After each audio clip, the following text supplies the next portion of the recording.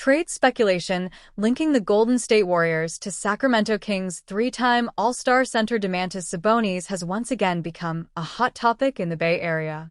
But according to a new report, the Warriors' rumored pursuit may be more fiction than fact. The chatter began earlier this month when Alan Stiles of Sackdown Sports 1140 pointed to a team down the freeway as the most logical suitor for Sacramento's three-time All-Star. "There's a team not too far down the road that could look at a Domantas Sabonis," Stiles said on the Alan Stiles Show, strongly hinting at Golden State without naming them. Stiles also noted that Sabonis' contract, worth over $40 million per season, could complicate possible trade construction. The 28-year-old big man is owed roughly $95 million over the next 2 seasons, making him an expensive but potentially transformative acquisition. Jake Fisher, Warriors not a realistic Sabonis destination.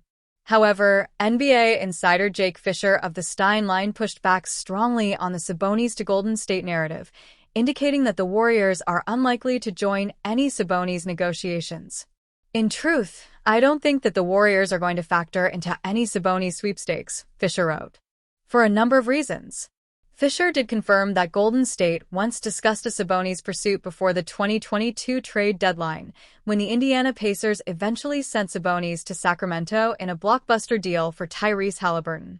At the time, the Pacers were reportedly enamored with Jonathan Kuminga, leading to frameworks that involved Kuminga, Andrew Wiggins, and Buddy Hield, who was then a Pacers guard but is now with the Warriors. Warriors were unwilling to part with younger pieces. Last summer, the Kings and the Warriors re-engaged in a potential Kuminga sign-and trade.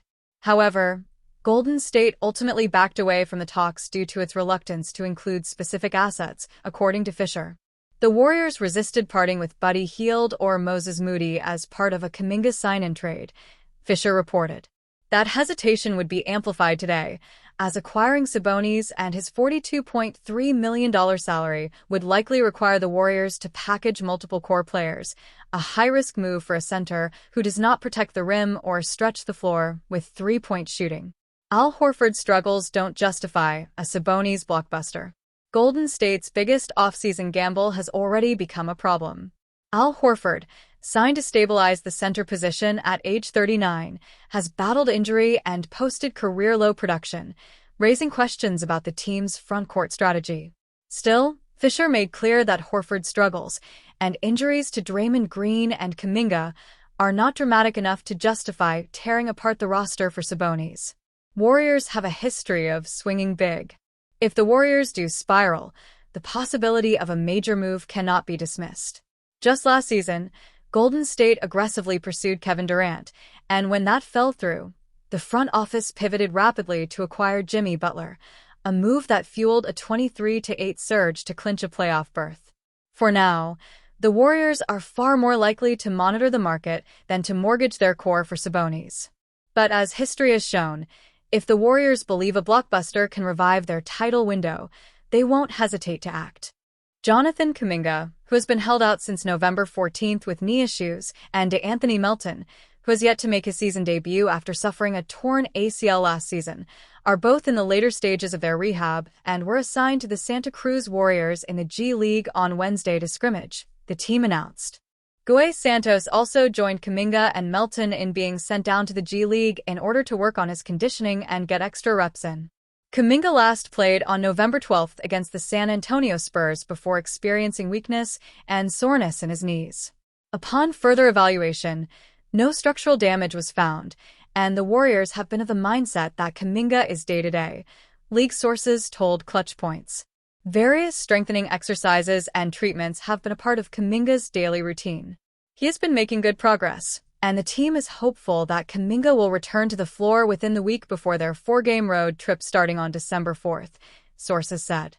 Assuming Kuminga does not suffer any setbacks or experience pain when he scrimmages with the G League team, the Warriors will look to get him back in the mix immediately. Without the 23-year-old forward, the Warriors have gone 3-3 over their last 6 games.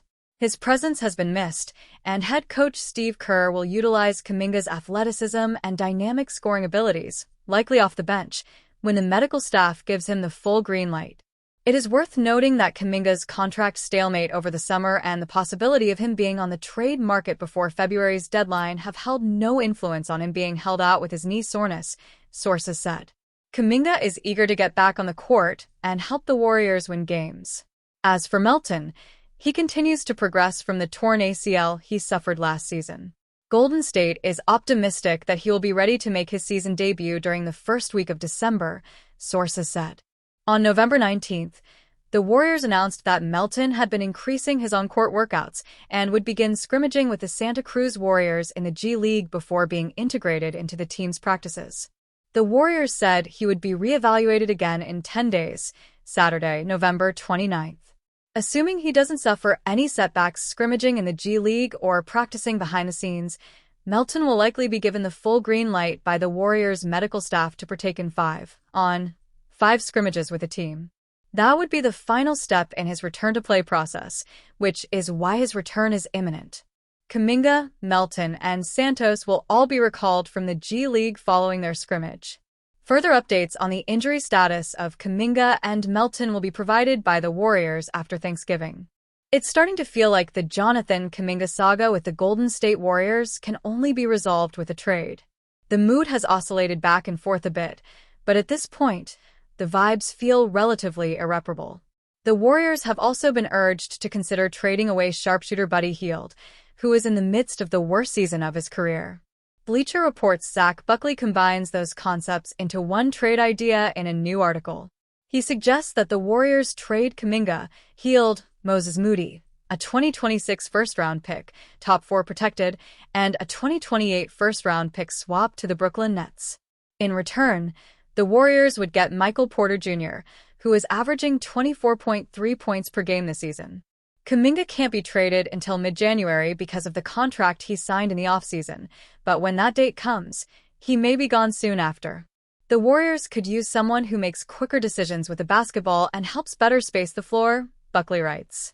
Someone like Porter, who is an ultra-efficient play finisher alongside Nikola Jokic and Jamal Murray in Denver and has remained nearly as efficient despite handling a much more featured role in Brooklyn.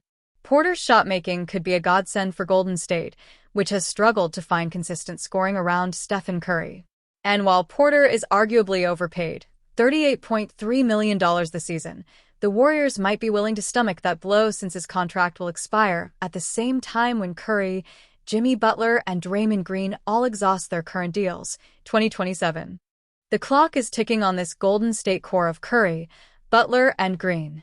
If Kuminga isn't interested in being around, then they can't afford to waste too much time. Porter isn't a perfect player, but he's played on winning teams and can do so again. This is an intriguing idea, one to think about as January 15th approaches and Kuminga can actually be traded.